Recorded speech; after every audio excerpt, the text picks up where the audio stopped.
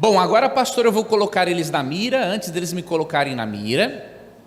E a pergunta é a seguinte: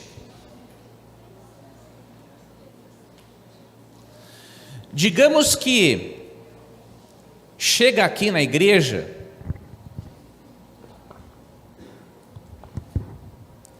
um sincero testemunha de Jeová, e ele diz para vocês o seguinte: que Jesus é um ser criado e não é Deus como Pai, e ele usa Apocalipse 3,14, que lá é dito que Cristo é o princípio da criação de Deus. Como que você explicaria para esse irmão? Ó, já levantou a mão aqui esse jovem. Como você explicaria o termo princípio da criação de Deus em Apocalipse 3,14? Pode e deve. João capítulo 1, versículo 1 em diante diz assim, né? No princípio era o verbo, nos dias de hoje a palavra. O verbo estava com Deus, e o verbo era Deus. Ele estava no princípio com Deus, e todas as coisas foram feitas por meio dele, e sem ele, nada que foi feito se fez. E no versículo 14 fala: o verbo se fez carne, e habitou entre nós, cheio de graça e de verdade. Vimos a sua glória, a glória do unigênito do Pai. Veja, aí você usou um texto que fala da divindade de Cristo, mas ainda não chegamos na explicação de Apocalipse 3,14, porque fala que ele é o princípio da criação de Deus, é como se ele fosse criado, princípio da criação de Deus. Então o texto que você usou é certíssimo, fala da divindade de Cristo, mas veja, nós precisamos, além de citar esses textos paralelos, explicar o significado de ali princípio.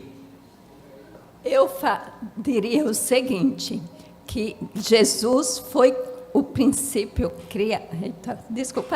foi criado para nossa salvação. Então ele foi o primeiro em importância para a salvação do ser humano. Seria assim, por essa linha de raciocínio que eu explicaria. Por isso, a importância dele ser o primeiro, porque sem ele não haveria salvação. Não é a resposta que eu quero ainda. Opa! Vocês estão chegando lá. Tem um aqui. O princípio, como que alguém que é Deus, tá aqui atrás. como que alguém que é Deus, como leu o jovem ali em João 1, né? Pode ser o princípio da criação de Deus. Na verdade, o contexto, né, da lei do princípio da criação de Deus, de Apocalipse, aquele princípio é como a palavra, né, que é arche, está dizendo que ele é o autor, ele é o príncipe, ele é uma autoridade da criação, porque ele também é o criador. Pronto. É por isso que ele é o princípio da criação de Deus, porque ele é o criador, o autor, o príncipe, a autoridade maior na criação. O irmão disse que a palavra grega que aparece ali, a palavra arque, e princípio não quer significar simplesmente aquele que foi criado no início, mas que ele é soberano, a autoridade da criação de Deus. E aqui a King James atualizada, olha como ela traduz, ó. Ao anjo da igreja em Laodiceia escreve: assim declara o Amém, a testemunha fiel e verdadeira, o soberano da criação.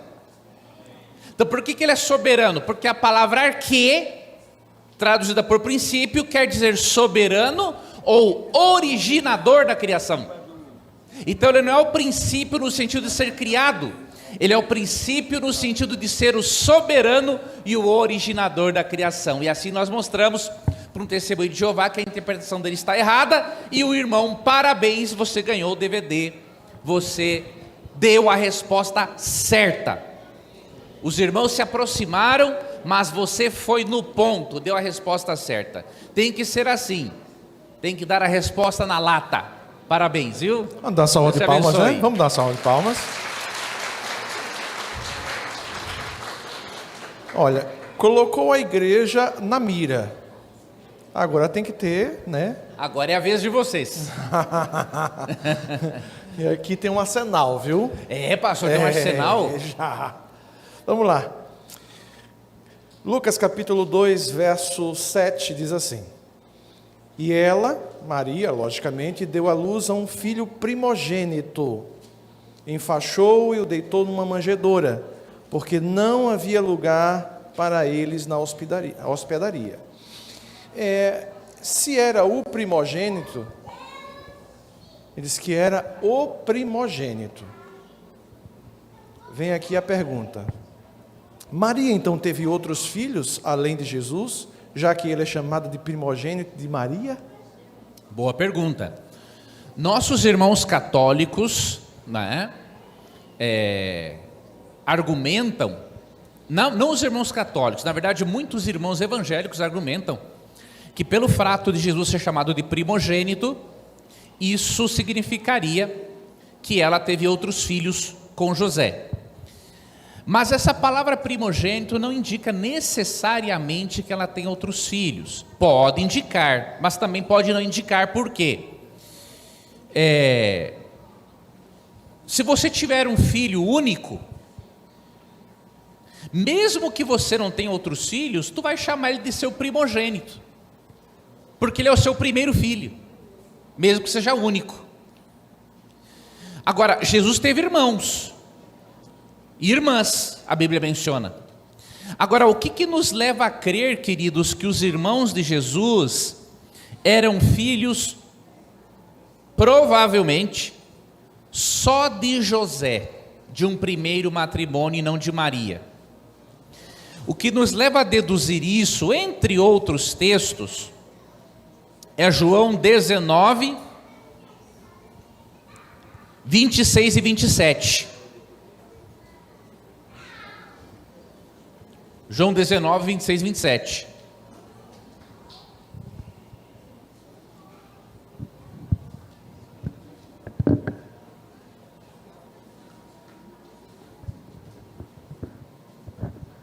Aqui Jesus estava na cruz.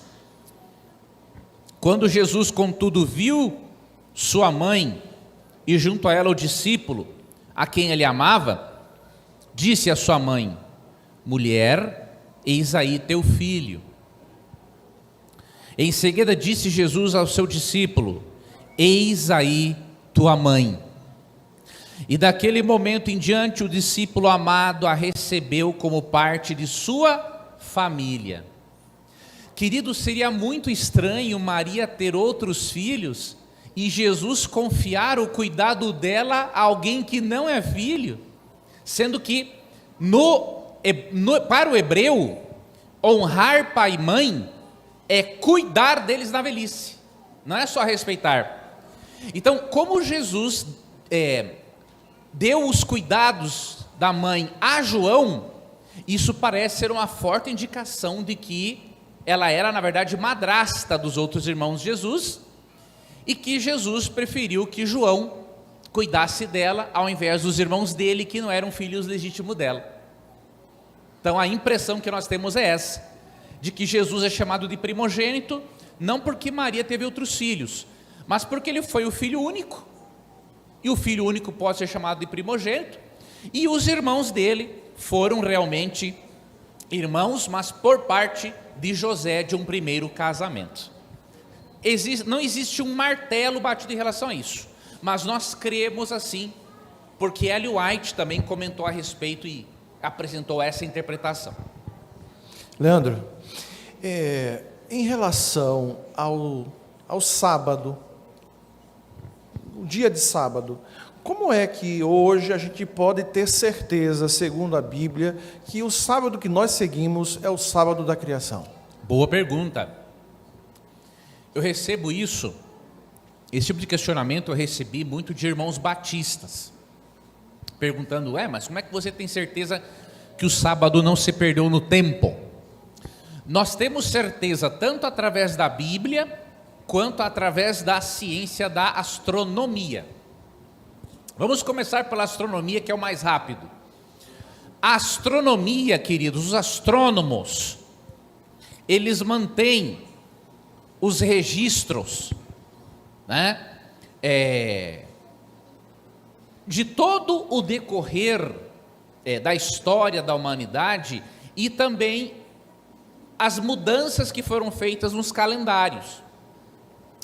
E essas mudanças feitas nos calendários, elas nunca alteraram os dias da semana, só os dias do mês. Vou te dar um exemplo.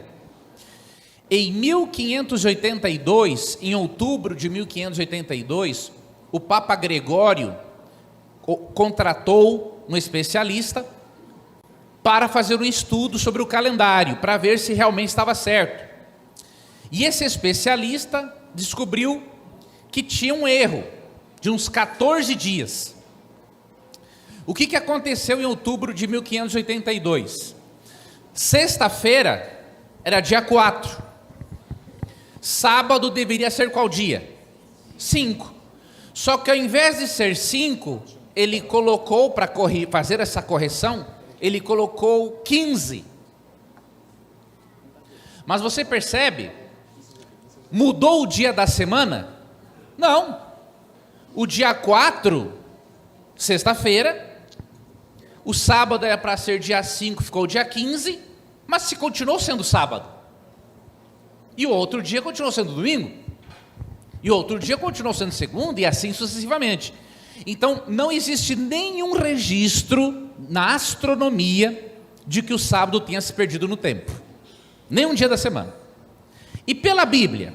Bom, aí temos muitas evidências, eu vou mostrar só algumas para vocês. Primeiro, em Êxodo 20,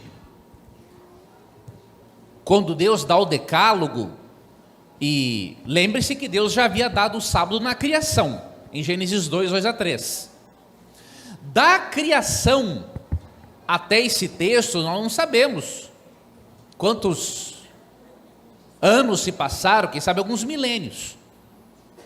Mas aqui, no verso 8, Deus diz assim: lembra-te do dia de sábado para santificá-lo. Por que Deus iria pedir para o povo se lembrar se o sábado tivesse se perdido no tempo, nesse período? E mais, por que Deus pede, queridos, para a humanidade hoje guardar o sábado, se o sábado se perdeu no tempo? Queridos, Deus não seria incompetente de permitir que o seu dia abençoado e santificado se perdesse do tempo. Vocês acham que Deus tem competência para preservar esse dia ou não tem? Ainda bem, eu também creio. E outra coisa, você vai para Lucas, aí já se passam uns 1500 anos depois disso aqui, ou melhor, você vai para os evangelhos, e você vê Jesus guardando o sábado, Lucas 4,16, os apóstolos, décadas depois da cruz, pelo menos uns 60, 70 anos depois da cruz, guardando o sábado, em Atos 16,3, Atos 17,2, e aí você vai para a primeira mensagem angélica de Apocalipse 14, 6 e 7, e lá é um convite para guardar o sábado nos últimos dias, quando for dado o decreto para nos obrigar a observar um falso sábado. Então vocês acham que esses pedidos para Deus, essas observâncias do sábado, em especial o convite para guardar o sábado no fim dos tempos, é uma prova de que o sábado se perdeu ou é uma prova de que o sábado não se perdeu no tempo? É uma prova de que o sábado não se perdeu no tempo. Então, o argumento de que o sábado se perdeu no tempo não é sustentado pela Bíblia e nem pela astronomia. Não tem como, é impossível isso. Muito bem, Leandro. Nós temos aqui no livro de Jó, capítulo 1, verso 6. Num dia em que os filhos de Deus vieram se apresentar perante o Senhor, veio também Satanás entre eles. A pergunta é a seguinte: esses filhos que vieram se apresentar perante Deus, eles eram perfeitos? Então, se eles eram perfeitos, e também Ellen White menciona sobre eles eram fisicamente perfeitos, seriam eles gerados por Adão antes da queda? Não. Quem seriam então esses seres que vieram se apresentar aos filhos de Deus? Boa essa pergunta. Esses filhos de Deus, queridos, em Jó, veja, a Bíblia não ensina em nenhum momento que Adão gerou outros filhos antes da queda. Isso é uma especulação, né? A Bíblia não ensina isso. Por quê? Gênesis 3:20 é um texto interessante. Diz que Eva é a mãe de todos os seres viventes. Todos os seres viventes vieram dela e de Adão. Então não há possibilidade de Adão ter gerado filhos antes da queda, e muito menos com uma mulher chamada Lilith, como alguns aí que não batem bem da cabeça têm ensinado por aí, tá? Agora, aqui no livro de Jó, queridos, os filhos de Deus são anjos e seres de outros mundos, provavelmente. Aqui na King James atualizada está assim, no verso 6: certo dia os anjos, isto é, os filhos de Deus, vieram apresentar-se perante o Senhor. Então não há dúvida de que os filhos de Deus são anjos e até mesmo seres de outros mundos, mas seres humanos em hipótese alguma. Maravilha. Eu vou colocar você aqui na mira mesmo, sabe? O pastor está ali com um bombardeio de perguntas. É verdade. Chegou uma aqui, e agora, Leandro, essa daqui eu percebi que tem assim um viés bem interessante para você responder, porque teologicamente vai impactar a nossa teologia. Tá. E eu pergunto o seguinte: existiu há um tempo atrás, alguém levantou a ideia de 8 reis no livro de Apocalipse. Eu pergunto, isso faz sentido? Tem alguma coisa a ver com a nossa teologia no livro de Apocalipse? Ou a gente segue a teologia tradicional, que seriam reinos? Se fossem reis, tá, logicamente a gente poderia ver aí que está surgindo a ideia de papado, e provavelmente esse que era, que não era, seria o sétimo que deixou de ser, mas que vai se apresentar logo em seguida. Como é que a gente entende essa questão, Leandro? Certo. Essa teoria, irmãos, dos 7 reis, foi proposta uma teoria por alguns irmãos da igreja, e até mesmo o pastor, de que esses 7 reis de Apocalipse 17 seriam 7 papas sucessivos até a chegada do último. Dos cálculos dos adeptos dessa teoria, o último papa foi Ratzinger. E eu li, porque eles contam os papas através de a partir de 1929, né? Quando um decreto de Benito Mussolini restaurou ao papado o direito de ter as suas terras de volta. Então eles contam a partir dali. Eles acham que a ferida mortal do papado foi curada ali, mas não, ali faz parte. Mas a ferida vai ser curada até o fim dos tempos, quando eles voltarem a agir como no período medieval. Então, de 1929 para cá, eles contam 8 papas, que seriam, o último seria Ratzinger. Só que a teoria falhou, porque agora nós, além de Ratzinger, nós temos agora o Papa Francisco. E curioso, pastor, que eu li no livro desse pastor o seguinte, ele falou claramente assim, se surgir um outro Papa depois do Ratzinger, a minha teoria precisa ser revista. Mas ao invés de ele rever a teoria, ele criou uma saída. Ele diz assim, não, como Ratzinger não podia assim deixar de ser Papa, então ele continua fazendo parte do papado, e o Francisco é um braço do Ratzinger. Então Jesus vai voltar ainda nos dias de Ratzinger e Francisco. Então é um malabarismo sem tamanho, porque quando um papa, querido, sai de cena, ele não está mais atuando, ele não tem mais influência sobre o outro. E se você analisar, a linha dos 2 papas são totalmente diferentes. Ratzinger é um teólogo tradicional, defensor da fé católica. não faz questão nenhuma e não aprova qualquer tipo de movimento socialista. Papa Francisco já é mais socialista e menos teólogo. Então eles não têm um vínculo. Então, queridos, a teoria, eu lamento dizer para quem gosta dessa teoria, quando Francisco surgiu como Papa, a teoria se demonstrou falsa. Sabe por quê, queridos? A volta de Cristo não depende de papas. A volta de Cristo não depende de papas. A volta de Cristo depende do cumprimento das profecias. Resumidamente, queridos, quem são os 7 reis mencionados em Apocalipse 17? Tem um verso que vai nos ajudar. Já digo para vocês que os nossos teólogos creem tradicionalmente que são 7 formas de governo, impérios, na verdade, né, pastor? Reinos, Sim. que oprimiram o povo de Deus ao longo da história. Eles se dividem entre quais seriam esses impérios, mas no final a crença é praticamente a mesma. Tem um texto aqui, que eu vou ler para nós termos uma interpretação juntos aqui,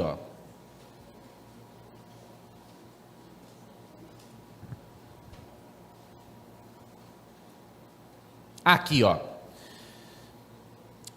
Vamos ler o verso 10 do capítulo 17 de Apocalipse, tá? Significam também 7 reis.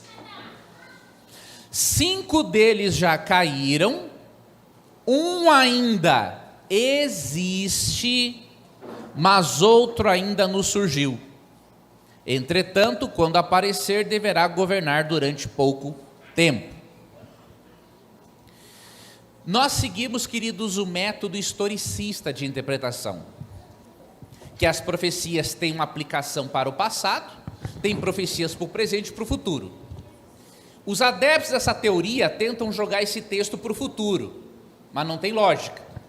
Porque quando João diz assim, um desses 7 reis existem, qual era o império que dominava nos dias de João? Roma. E olha a lógica, queridos, agora. Quais foram os 5 impérios que oprimiram o povo de Deus antes de Roma e que já caíram? Vamos para a história bíblica. Egito, Assíria, Babilônia, Medo-Pérsia e Grécia. E depois da Grécia, na profecia de Daniel 7, vinha quem? Roma. E o 8º rei, quem ou o que surgiu de Roma, quando as tribos bárbaras invadiram Roma e dividiram a Europa? Qual foi, depois de Roma imperial, o outro poder que assumiu e que inclusive matou muitos cristãos na Idade Média? Roma papal. Então o 8º rei será o papado totalmente curado de sua ferida mortal, ao ponto de estabelecer o decreto dominical para o alcance da volta de Cristo. Então vocês percebem? Deixamos que o texto nos explicasse de forma simples, sem malabarismos, voltamos um pouco na história, né? E comprovamos, queridos, vamos continuar com a compreensão teológica que a igreja tem, que é correta. Lógico, não batemos o martelo ainda, porque Deus pode nos revelar mais coisas. Agora, nós sabemos o que não são os 7 reis, não são 7 papas. Não tem cabimento isso, tá? Até porque, queridos, nós vamos ter surpresas no céu, e nós vamos encontrar papas no céu. Então nós não podemos dizer que todos os papas fazem parte do movimento opressor dos filhos de Deus. Então, a teoria dos 7 papas, irmãos, já caiu. Eu sei que tem gente que ainda alimenta, né, Mas não perca o seu tempo com isso, não vai te ajudar em nada essa teoria. Só cria uma falsa expectativa da volta de Cristo.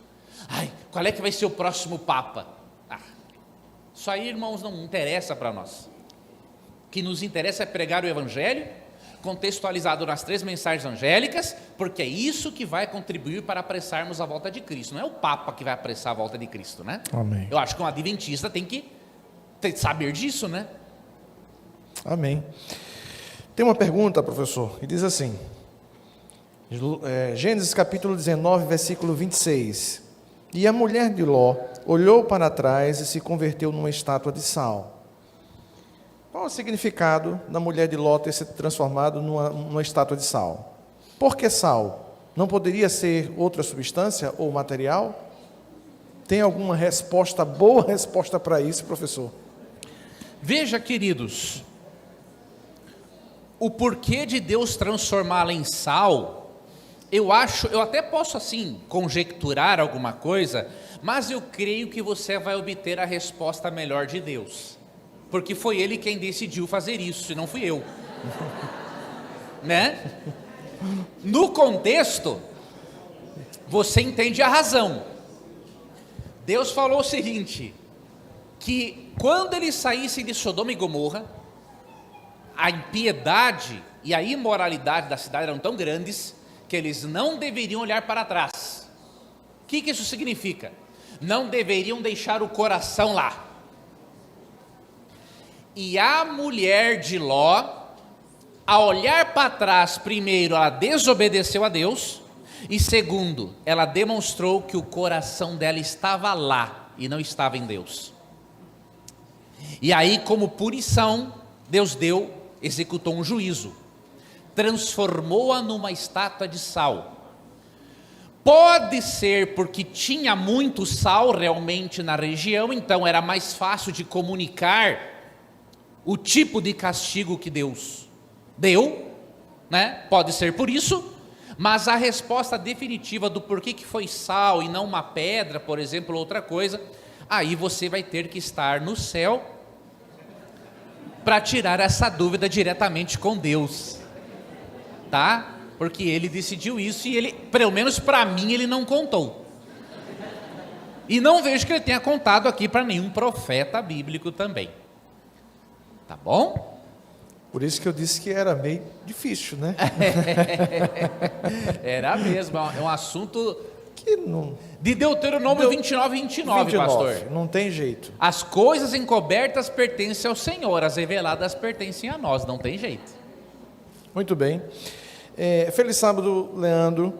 Feliz Estou sábado. em dúvida em relação ao dízimo. E gostaria de saber se, diante dessa situação, se eu devo devolver o dízimo ou não, oferta ou não, e se eu corro o risco de perder a minha salvação por isso, se eu não devolvê-lo. Irmão, nós temos que fazer uma análise para responder essa pergunta. Nós temos que nos perguntarmos: devolver o dízimo é um aspecto de ordem espiritual e moral, ou é um aspecto simplesmente cerimonial?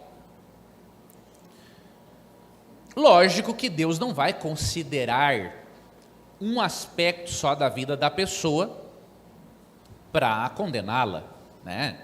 Deus leva a vida, considera a vida como um todo, até as influências hereditárias que você tem. Mas, queridos, Malaquias 3 tem uma linguagem aqui forte que nos prova que o dízimo envolve uma questão de adoração e moral. Olha o que diz os versos 8 e 9 de Malaquias 3. Pode um ser humano roubar algo de Deus? No entanto, estáis me roubando. E ainda ousam questionar: como é que te roubamos? E aí Deus dá a resposta: nos dízimos e nas ofertas.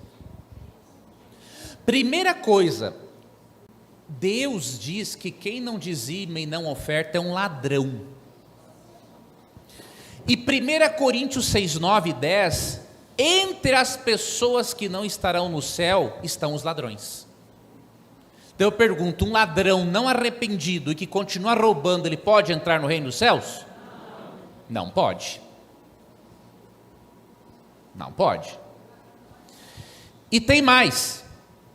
O verso 9 diz assim, ó: estais debaixo de grande maldição, porquanto me roubais. A nação toda está me roubando.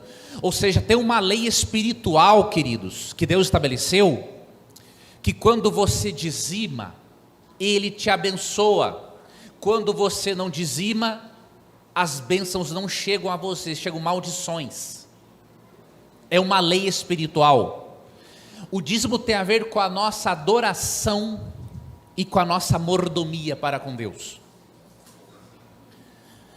Por que que tem a ver com a adoração? Os dízimos eram levados à casa do tesouro, diz Malaquias 3,10, que era um compartimento do templo. Então, a pessoa que dizimava, ela estava sendo adoradora. E ela reconheceu o quê? Que Deus era o dono de tudo que ela tinha, e que parte Ele pede de volta para manter o ministério levítico, sacerdotal, e hoje o ministério pastoral. E Deus considera, queridos, esse dinheiro sagrado, porque o dinheiro do dízimo, queridos, é usado para salvar pessoas, para tirar elas da fila do diabo, da fila do inferno. Então, queridos, se não dizimar é roubar, e os ladrões ficarão fora do reino dos céus, não tem como uma pessoa que conhece a doutrina e que continua roubando, vá para o céu. Não tem como. Não tem como.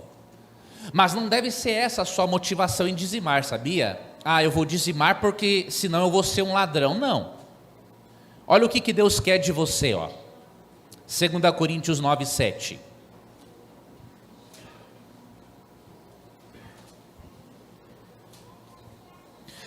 Cada pessoa coopere conforme tiver proposto em seu coração, não com pesar ou por constrangimento, pois Deus ama o doador que contribui com alegria. Deus quer que você contribua com alegria. E você pode pensar, Leandro, mas eu não tenho vontade, eu fico pensando no que eu podia pagar, no que eu podia comprar. Tu tem que tirar isso da cabeça, porque esse dinheiro não pertence a você. Vejam, queridos, Deus é ou não é o dono de tudo? É. Seria injusto Deus pedir 90% de volta e deixar 10% conosco? Não seria, Ele é dono. Mas sendo dono, Ele deixa ficarmos com 90% e só quer de volta 10% como demonstração de adoração a Ele e para que Ele possa usar esse dinheiro para salvar outras pessoas. E aí o último texto que eu vou ler, pastor, sobre isso aqui, Provérbios 3, 9 e 10, irmãos.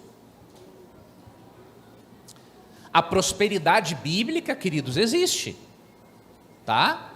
Não é aquela prosperidade que você faz uma barganha com Deus, não. É uma prosperidade em que você é abençoado por ser fiel a Deus. E Ele não te abençoa só no aspecto financeiro, mas também no aspecto físico, mental, espiritual. Agora, veja essa promessa de Provérbios 3, 9 e 10. Ó. Honra ao Senhor com os teus bens e com as primícias de todos os teus rendimentos. E qual é a consequência? E se encherão com fartura os teus celeiros, assim como transbordarão de vinho os teus reservatórios. Deus promete abundância na sua vida se você for um dizimista fiel. Queridos, Deus só me abençoa. Uma coisa que eu costumo fazer, óbvio, nós não temos como dizimar tudo na vida, né? Eu não vou, por exemplo, dizimar uma bala. Eu ganhei uma bala, vou dizimar uma bala. Não tenho tempo para calcular, fazer isso. Agora, irmãos, eu tenho um costume, quando eu ganho um presente significativo da igreja, numa igreja que eu vou às vezes pregar nos Estados Unidos ou na Europa, por exemplo, ganhei um terno. Eu preciso de terno, não é? E eu ia ter que comprá-lo. O que eu faço? Eu descubro o valor desse terno e dizimo para Deus. Uma vez, irmãos, eu ganhei um celular numa igreja, um iPhone 5, aquele pequenininho que na época era moda. Irmãos, eu ganhei um presente de Deus, que custa caro. Eu me preparei, tirei o valor de 10% e devolvi ao Senhor. Irmãos, Deus só me abençoa. Nunca me faltou nada. Eu conheço um irmão da igreja no Paraná, que hoje ele dá, de tudo que ele recebe, ele é um empresário, ele dá, pastor, 50% para Deus. A Bíblia, obviamente, pede 10%. Só que ele sentiu, tem tantas bênçãos de Deus, e que ele não precisa de tudo aquilo, que ele dá metade para Deus. Então, irmãos, quem são dizima, 10% de dízimo e o restante vai em forma de oferta. Tudo em forma de oferta. 40% De oferta. de oferta e 10% de dízimo. Então, irmãos, essas histórias mostram: dizimar é uma bênção. Eu tenho um curso de inteligência financeira bíblica, né? Neste curso, quando eu faço a mentoria, muitas pessoas perguntam: ah, mas Leandro, eu estou endividado. Eu digo: pois é por você não dizimar que você está endividado. Se você quer sair da dívida, não é guardando o dinheiro do dízimo, porque você está roubando a Deus, e aí você é amaldiçoado. Quer sair da dívida? Devolva o dízimo, mesmo com dívida. E aí Deus vai te abençoar e você vai sair das dívidas. Essa é a lógica do negócio, que tem que ser entendida. Se a pessoa não entender isso, ela vai só patinar e sofrer desnecessariamente. Tem mais uma aí, tá? Obrigado, pastor. Mateus capítulo 7, versículo 23. Nós vamos fazer uma pergunta de cunho de crítica textual. Tá bom, pastor. Então, lhe direi explicitamente: nunca vos conheci, apartai-vos de mim, os que praticais a iniquidade. Essa palavra, no original, eu não estou aqui com a Bíblia grega, mas a pessoa está perguntando, dizendo que é anomia, que significa contra a lei, sem lei, e ele faz essa pergunta. A pergunta é assim: que lei é essa? É a lei dos 10 mandamentos? O que diz o contexto? Boa pergunta. Realmente, em Mateus 7, 23, a palavra iniquidade, não é, quando Cristo fala assim, nunca vos conheci, apartai-vos de mim os que praticais a iniquidade. A palavra no grego é anomian. Nomos, no grego, quer dizer lei. Anomian, contra a lei. Tá? A lei mencionada por Jesus aqui são os 5 primeiros livros de Moisés, o Pentateuco. Queridos, raras são as vezes na Bíblia que o termo lei se refere só ao decálogo. Na grande maioria das vezes, se refere à Torá. Então ele está dizendo o seguinte: que aquele que rejeita a Torá e todos os ensinamentos de Deus ali contidos, inclusive os 10 mandamentos, ele demonstra que não aceitou a Cristo como Salvador. Ele não conheceu a Jesus. E por isso Jesus também diz que não o conhece, porque eles não tiveram uma relação íntima. Vou te dar um exemplo do uso lei para todos os escritos de Moisés. Em Mateus 5,17, diz assim: não penseis que vim revogar a lei ou os profetas, não vim revogar, vim cumprir. Lei ali não é só o decálogo.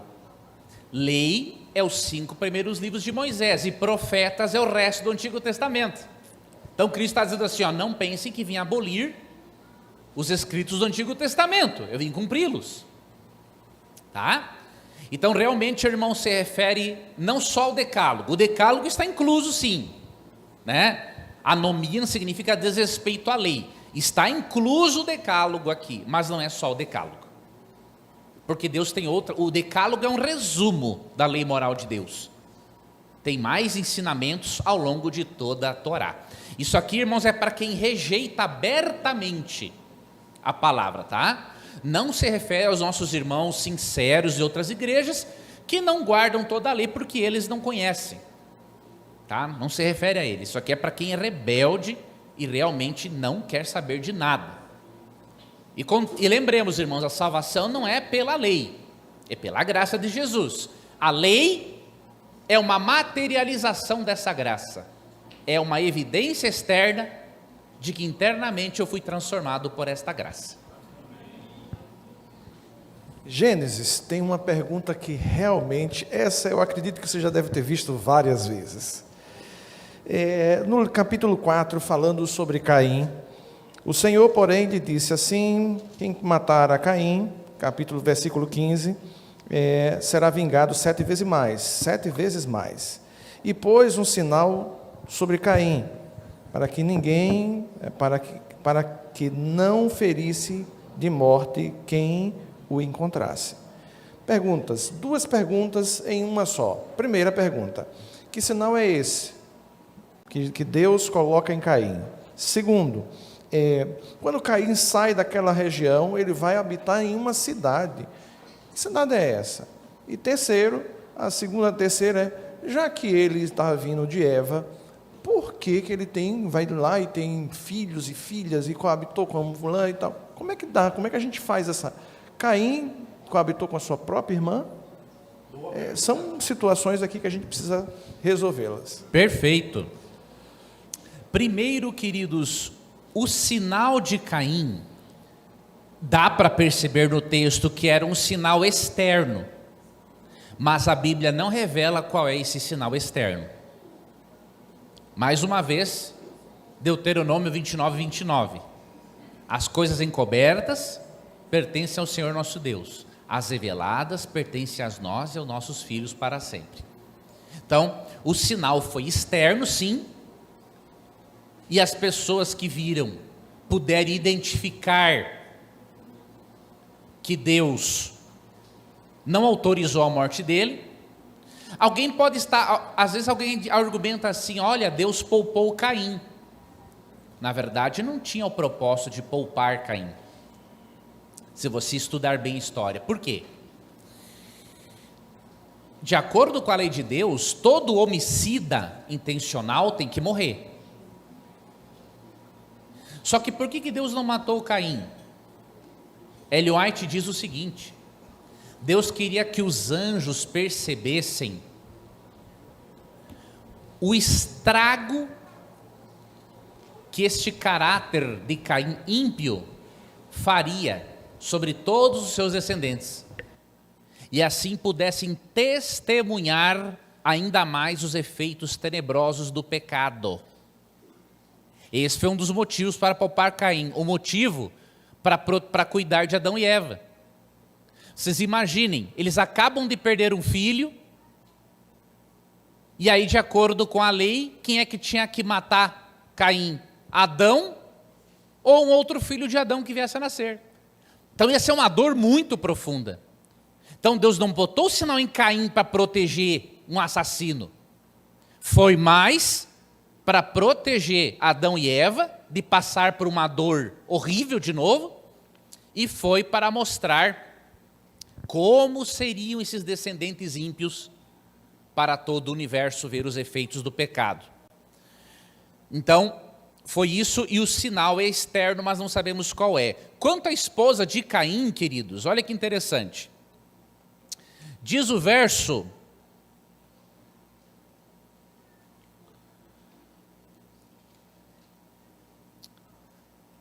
17, não é? Então Caim coabitou com sua mulher. Ela engravidou e deu à luz Enoque. E no verso 16, Caim se retirou da presença do Senhor e foi morar na terra de Nod, a leste do Éden. Quando Moisés escreveu isto aqui, ele teve a informação, por inspiração divina, de que o nome da terra onde Caim foi morar era Nod naqueles dias, mas os dias de Caim não tinha nome. Mas como ele escreveu, naquele momento que ele escreveu, ele sabia. Não, ele habitou a região de Nod, que diz aqui, a leste do Éden. E quanto à esposa, Gênesis 5:4 vai nos dar uma luz. Ela não estava lá esperando ele. Diz que ele foi para a terra de Nod. Primeiro, foi sozinho. Depois que o texto menciona que ele coabitou com a sua esposa. Gênesis 5:4, queridos. O tempo que viveu Adão, depois do nascimento de Sete, foi de 800 anos e gerou filhos e filhas. Então, pastor, realmente, Caim se casou com uma irmã ou com uma sobrinha. Aí vocês perguntam, mas como que os filhos não nasceram com problemas? Simples. Eles ainda estavam sob a influência da árvore da vida que Adão e Eva tinham comido.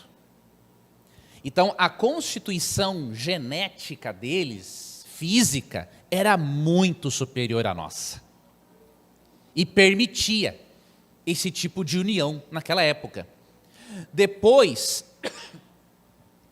com a perda do acesso à árvore da vida e com a degeneração da humanidade, ali em Levítico 18, Deus já proíbe e considera incesto a prática.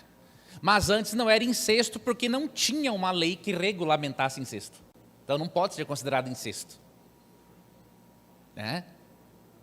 Então foi isso que aconteceu, queridos. No início do mundo foi necessário, a união entre irmãos ou entre alguém e sobrinho. Depois que multiplicou, irmãos, acabou essa ideia de união entre parentes, mas no início do mundo isso foi importante. Então leia Gênesis 5:4, que ali vai te dar uma luz para a resposta. Estamos chegando ao final, mas a última pergunta também vai lhe colocar na mira.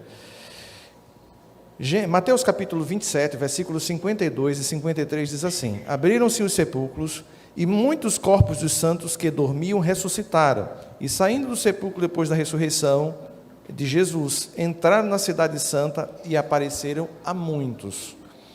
Para onde esses santos foram após a crucifixão de Jesus? Subiram aos céus, ficaram na cidade com seus familiares? Como é que foi isso aí? Interessante. Vejam, queridos, esse grupo especial de pessoas foi ressuscitado para dar testemunho da ressurreição de Jesus. Imaginem que evento extraordinário. Morreu uma pessoa da sua época que você conheceu e de repente ela aparece viva na tua frente. O que aconteceu? Não, eu estou aqui, eu ressuscitei porque Jesus ressuscitou. Amém. Então eles foram testemunhas da ressurreição de Jesus. Nós entendemos, queridos, que biblicamente eles foram para o céu, e Ellen White usa uma expressão: foram como troféus de Jesus da sua vitória sobre a morte. Amém. E qual é o texto que nós usamos para basear isso?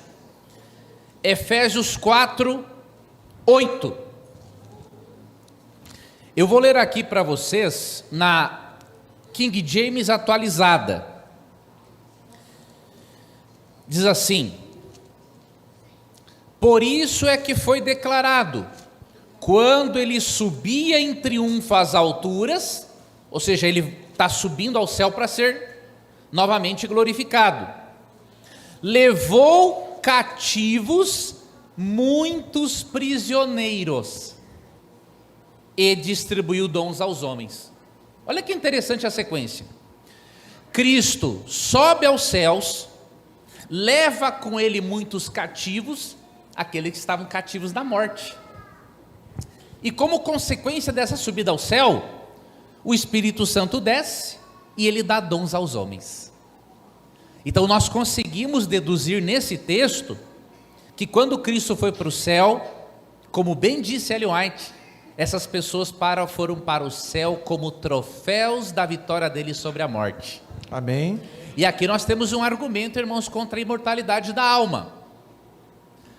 Não tem nenhuma pessoa no céu sem corpo. Enoque, de acordo com Gênesis 5:24, foi levado vivo e com o corpo para o céu.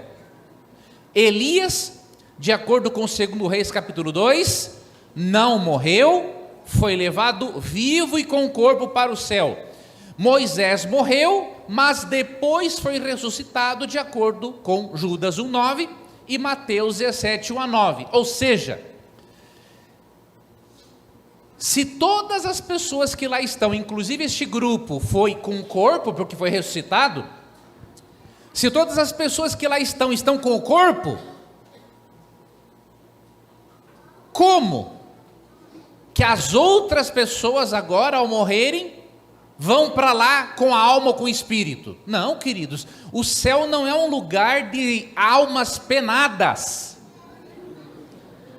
O céu é um lugar de pessoas glorificadas. Então isso aqui quebra a doutrina da imortalidade da alma. Não tem como o cara sair dessa aqui. Eu queria agora dizer o seguinte: esse, como são os outros momentos que nós estamos vivenciando aqui, agora, para essa geração, qual o recado que você daria para esses últimos momentos da história da humanidade, da igreja de Laodiceia, que nós estamos passando? Qual seria o seu recado especial para a igreja que está vivenciando esses momentos? Pastor, importante, viu, essa sua pergunta. Eu digo a todos vocês, meus irmãos, em especial aos jovens, tenham muito, mas muito cuidado com ideologias humanas contrárias à palavra de Deus. Ellen White, não estou aqui com essa citação. Ellen White tem uma citação que eu até publiquei no meu blog essa semana. Acessa lá, leandroquadros.com.br. Ellen White diz que muitos que nutrem sentimentos políticos contrários às Escrituras, ou seja, que aceitam pautas, que a Bíblia não aprova, como legalização de droga, aborto, casamento gay. Ellen White diz que essas pessoas acabarão sendo separadas dos observadores do sábado e vai perder a salvação. Ela diz isso claramente no Testemunhos para a Igreja, volume 1, capítulo 92. É um capítulo curto, leia. Então, meus irmãos, vocês precisam se apegar a este livro aqui. Vocês precisam passar mais tempo com a Bíblia do que nas redes sociais. Se não fizermos isso, irmãos, o diabo vai nos pegar. Ellen White diz o seguinte: somente, ou seja, pastor, a palavra somente, ela é muito forte. Somente os diligentes estudantes da Bíblia estarão aptos para enfrentarem os últimos enganos. Quer dizer que aquele que estuda a Bíblia de vez em quando, que mal lê a lição da escola sabatina, que nunca fez ou nunca faz um ano bíblico, essa pessoa não terá preparo para suportar os milagres grandiosos que Satanás fará ao tentar imitar a segunda vinda de Jesus. Não vai resistir, vai cair fora. Então, irmãos, temos que parar de brincar com o cristianismo. Não é errado você estar nas suas redes sociais, não tem nenhum problema nisso.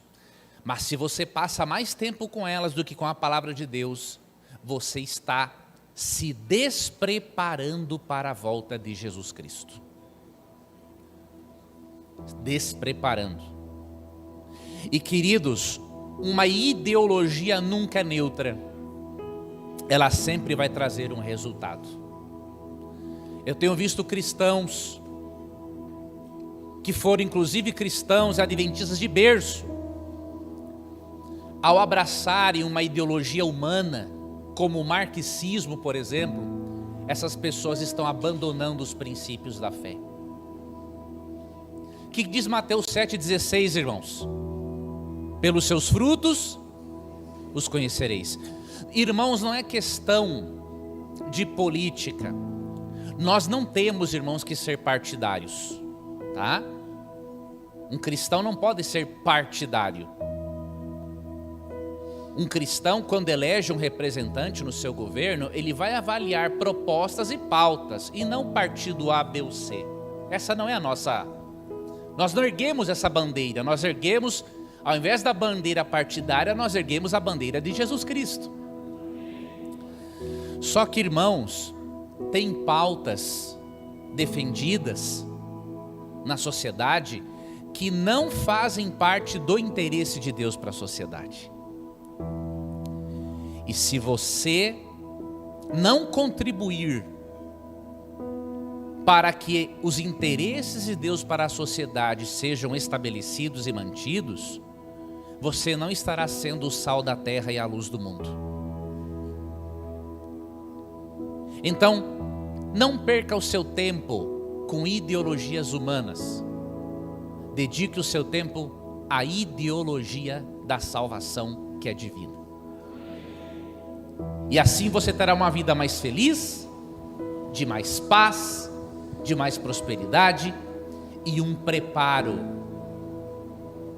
para a volta do Senhor Jesus Cristo. Tenham cuidado, queridos. Coisas estão entrando sorrateiramente em nossa igreja. E Ellen White previu que um dos motivos, pastor, da sacudidura seria a introdução de falsas doutrinas. E aí aquele que é trigo vai ficar e o joio vai sair.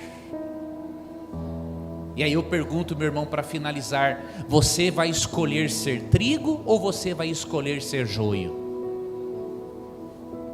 A escolha é sua. E se você decidir ser trigo, o Senhor Jesus fará com que você cresça, floresça da lavoura dele, e quando ele voltar, ele vai recolher você no celeiro dele e levar você para o reino celestial. Que Deus abençoe essa igreja, que vocês sejam bíblicos e fujam de ideologias humanas, ateísticas, seculares e que contradizem os interesses de Deus para a sociedade. Que Deus abençoe e use vocês. Amém. Em todos os momentos.